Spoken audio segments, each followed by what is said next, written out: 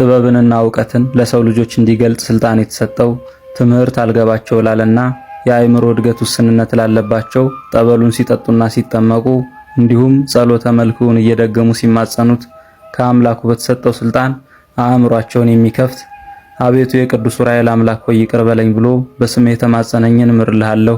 የጽድቅ ሥራ የሚሰራበትን ዕድሜንም ጨምሬ እሰጠዋለሁ።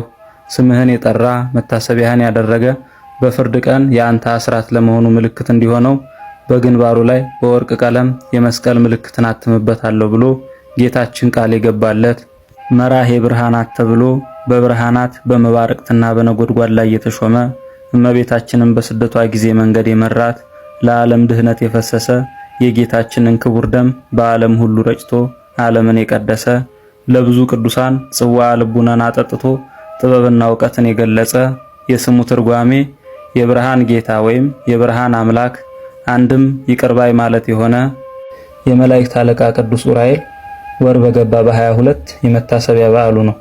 ለእግዚአብሔር ምስጋና ይሁን። እኛንም የሊቀ መላእክት ቅዱስ ዑራኤል ጥበቃው አይለየን፣ በጸሎቱ ይማረን ይቆየን።